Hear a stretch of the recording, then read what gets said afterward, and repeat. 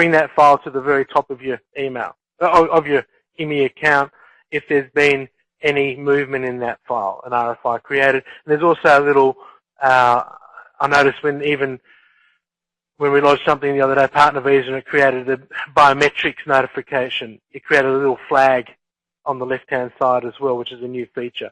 So I think that's what they're going to be doing. There's a flag. It should come up to the front at the top of your screen. But, you know, that means every day logging into your IMI account. Question?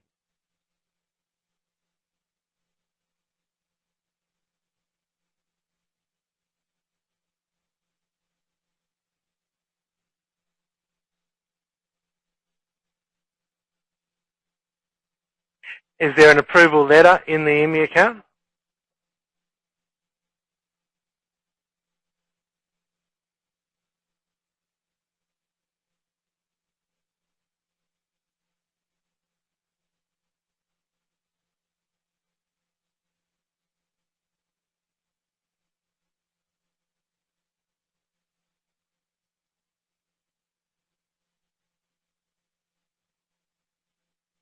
Okay. I'll just repeat that for everyone who's coming in. That's more about the functionality of the IMI account in the citizenship application, but this morning you noticed it came up with a flag notifying you something's happened. Your client went.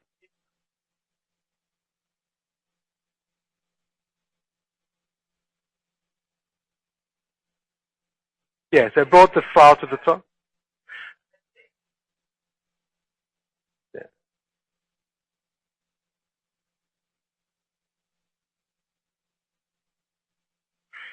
So the IMI account updated because it's approved, but no one's got an approval letter.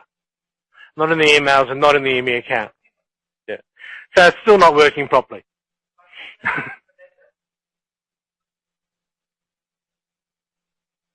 Yeah.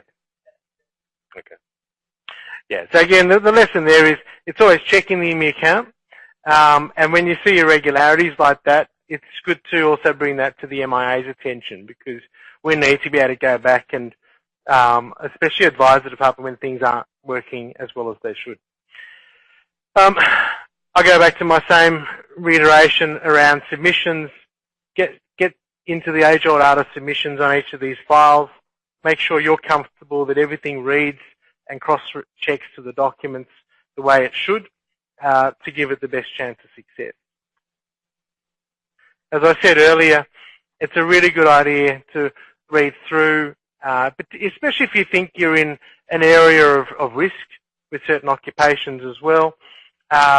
Read through some AAT decisions that have remitted, follow that guideline that the tribunal member has already created in its decision record, and use that as a starting point to really the building blocks for strong submission writing as well. We've got lots of questions to deal with. Okay, good. Keep an eye on time. Good.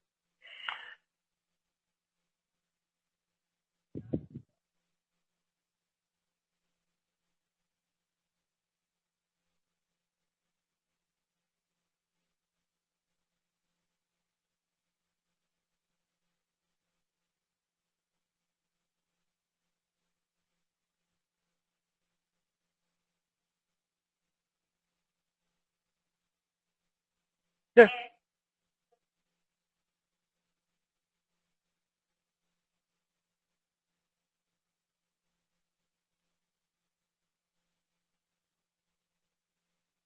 Yeah.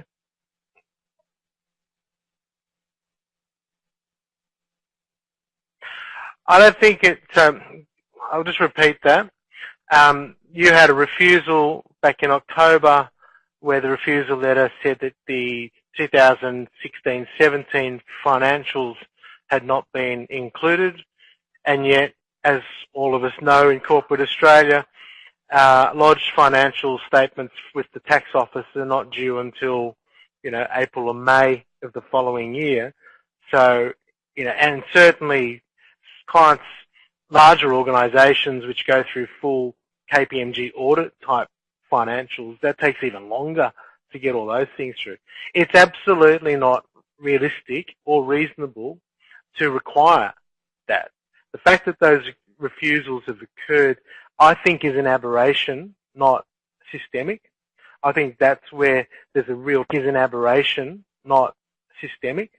I think that's where there's a real training problem within the department on that, because that's just simply logic. And some of these things are, when you bring it to the management level, they're like, you're joking, aren't you? Who the hell did that?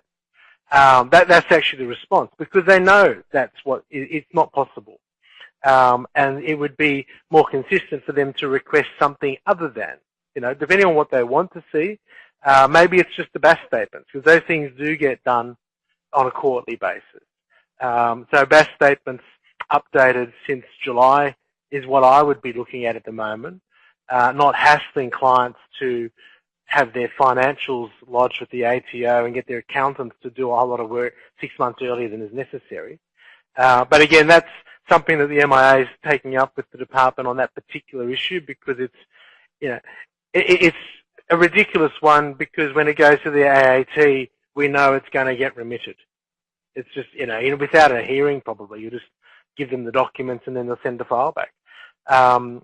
So, there's a problem within the government around how those things are being ping-ponged around as well. But certainly that's what we've all noticed, is that that's coming out. And I think that's probably going to get shut down. I think that's where some case officers have gone beyond what they've been really trained or instructed to do from a management position. Okay, so if we're looking at your E&S direct entry, you've got that 3-year work experience criteria. That's an area that really needs to be very carefully beefed up, supported, third-party evidence, whether it's overseas or Australian experience, and that mix of both. The department's view, the department's experience is that Australian work experience is also just as likely to be fake. They've seen it for years. The student market created that in the old days of fake work experience for TRA skills assessments. Overseas experience, of course, can be even more suspect. So whatever's in there beyond the reference letter, the third-party evidence stuff is really critical.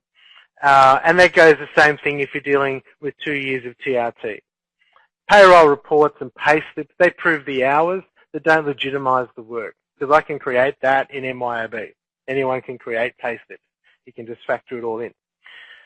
PAYG summaries, which are group certificates, they can be fake as well. They're useful. They tell us how much was earned over the course of a year, but it doesn't tell us how many hours a week they did. So you need that combination of both of those things to prove that point.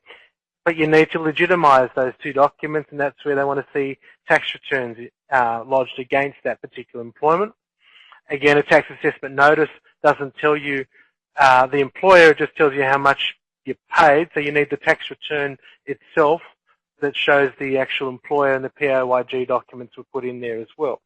And superannuation, of course, creates a much stronger third-party evidence and should list the employer on their 6-monthly super statements or request them from it. Bank statements then also would prove that regular, consistent pay as according to the PAYG and the pay slips is occurring. So if you really want to beef it up and you're proving 2 years, I'm going the whole 9 yards and asking bank statements for 2 years, on pay slips for 2 years. I want all of that. I want it all in the file, so I don't want to have an argument later. And that's where your client goes back. Get them to scan it all, not you, but then have all of that in the file. If it's overseas employment, again, you've got to be really careful depending on what country that work experience claim is coming from, and whether, certain jurisdictions, people don't pay tax because they're below a threshold. In India, Bangladesh, legitimate employment, but below a certain threshold doesn't have tax returns, so it's genuine work, but it doesn't have the tax documents. So you've still got to look at what else can I prove there, especially if it's a high-risk market. Market rate on TRT as well is very important to look at, because a lot of times we look at them and the employee is still on the same rate that they were 2 years ago in the nomination.